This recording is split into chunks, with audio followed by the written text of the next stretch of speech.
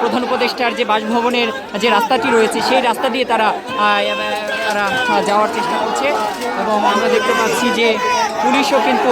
তারা কিন্তু চেষ্টা করছে এটিকে ঠিক রাখার জন্য। পুলিশ এবং এখানে যারা আওয়ামী লীগ নিষিদ্ধের দাবিতে যারা এসেছে বিভিন্ন সংগঠন তাদের মধ্যে কিন্তু এখন একটা ধস্তাধস্তির অবস্থা চলছে।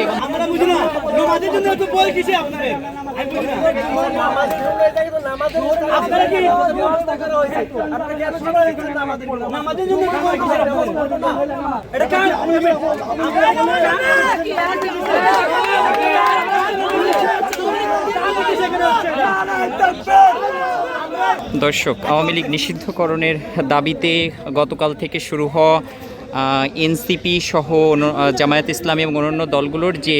কর্মসূচি প্রধান উপদেষ্টার বাসভবনকে ঘিরে এবং পরবর্তীতে তাদের সেই কর্মসূচির কর্মসূচিকে সফল করতে তারা কিন্তু এখানে একটি অস্থায়ী মঞ্চ তৈরির কার্যক্রম শুরু করেছে এবং সেই মঞ্চের মাধ্যমেই আওয়ামী লীগকে রাজনৈতিক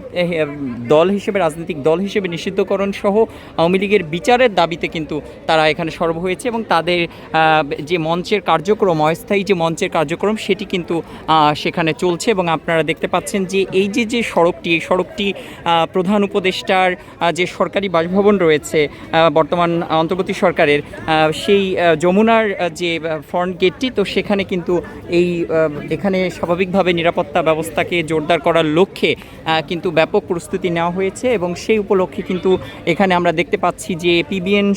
পুলিশের যে পিবিএন ইউনিটটি রয়েছে সেই ইউনিটের সদস্যদেরকে এখানে নিয়ে আসা হয়েছে এবং পাশাপাশি কিন্তু যথারীতি যে পুলিশের অন্যান্য যে ইউনিটগুলো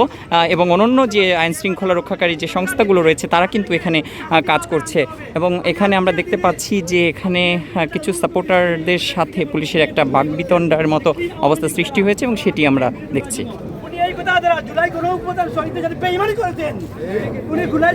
জুলাই গণঅভ্যুত্থান শহীদরা ওনাকে জেল থেকে মুক্ত করেছে। আজকে উনি আওয়ামী লীগের পাহারাদার যদি হয়ে থাকে আমি ওনাকে অতি দ্রুত বলবো উনি জাতির কাছে ক্ষমা চাইবেন, না হলে জাতি ওনার বিরুদ্ধে চলে যাবে। ওনার বক্তব্যের জন্য ওনাকে ক্ষমা চাইতে হবে এবং যে বা যারা আওয়ামী লীগের দূষরদেরকে পালাতে সহযোগিতা করেছে প্রত্যেকদেরকে আইনে আওতায় আনতে হবে। অতি দ্রুত স্বরাষ্ট্র উপদেষ্টার পদত্যাগ আমরা চাই। অতি দ্রুত আমরা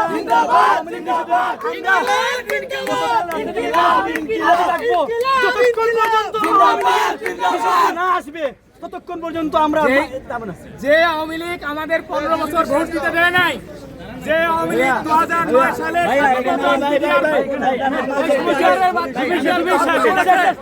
যে আওয়ামী লীগ আমাদের 57 জন দেশপ্রেমিক বিডিআর কর্মকর্তাকে হত্যা করেছে, যারা 2013 সালে 5 মে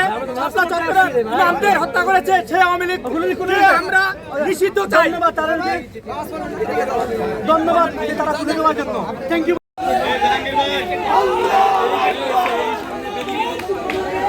দর্শক, ঠিক এই মুহূর্তে আপনারা দেখতে পাচ্ছেন যে এই যে পুলিশের যে ব্যারিকেডটি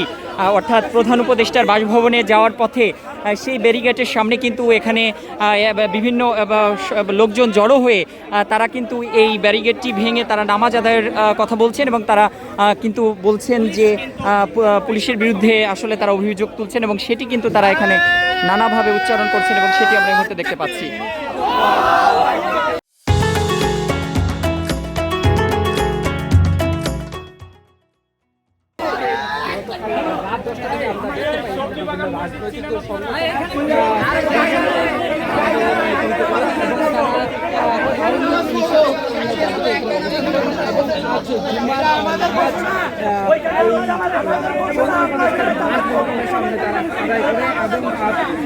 আপনারা দেখতে পাচ্ছেন যে এখানে কিন্তু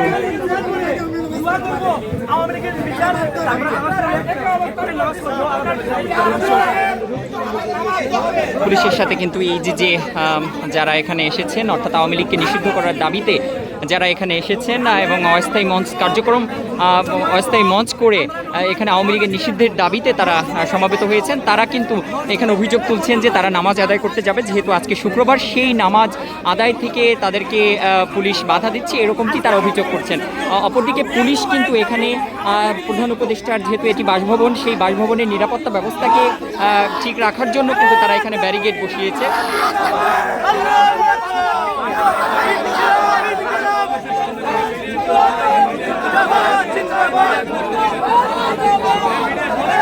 আপনারা নিশ্চয়ই দেখতে পাচ্ছেন যে এখানে কিন্তু অসংখ্য পুলিশের উপস্থিতি এবং পাশাপাশি কিন্তু আমরা দেখতে পাচ্ছি যে এই যে যারা অভিযোগ করছেন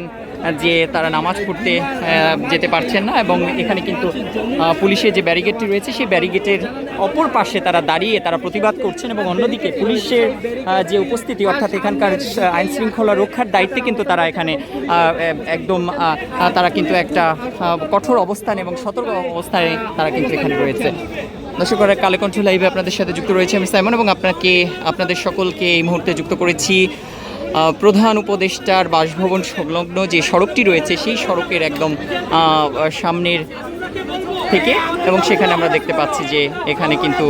আওয়ামী লীগ নিষিদ্ধের দাবিতে তাদের যে কর্মসূচি এনসিপি, জামায়াত ইসলাম সহ অন্যান্য যে সংগঠনগুলো ছিল তারা শুরু করেছিল সেটির ধারাবাহিক কার্যক্রম হিসেবে কিন্তু এটি এখনও চলছে। দর্শক দেখতে পাচ্ছেন যে একদম পুলিশের ব্যারিকেডটি ভেঙে তারা কিন্তু এই মুহূর্তে এই যে যারা ছিল তারা কিন্তু ব্যারিকেড ভেঙে এই মুহূর্তে প্রধান উপদেষ্টার যে বাসভবনের যে রাস্তাটি রয়েছে সেই রাস্তা দিয়ে তারা যাওয়ার চেষ্টা করছে এবং আমরা দেখতে পাচ্ছি যে পুলিশও কিন্তু তারা কিন্তু চেষ্টা করছে এটিকে ঠিক রাখার জন্য। পুলিশ এবং এখানে যারা আওয়ামী লীগ নিষিদ্ধের দাবিতে যারা এসেছে বিভিন্ন সংগঠন তাদের মধ্যে কিন্তু এখন একটা ধস্তাধস্তির অবস্থা চলছে এবং সেটি কিন্তু আপনারা ঠিক এই মুহূর্তে কালেকণ্ঠ লাইভে সরাসরি যুক্ত হয়ে দেখতে পাচ্ছেন। এই যে যারা এখানে এসেছেন তারা বলছেন যে তারা নামাজ আদায়ের জন্য কাকরাইল যে মসজিদটি রয়েছে সেই মসজিদে যেতে চায়,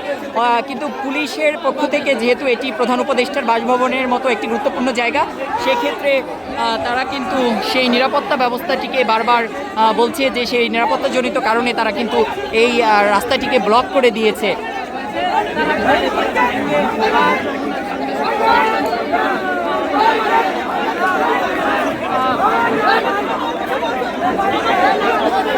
পুলিশ এবং জনতার এখানে যারা এসেছেন অর্থাৎ আওয়ামী লীগ নিষিদ্ধকরণের দাবিতে যে রাজনৈতিক সংগঠনগুলো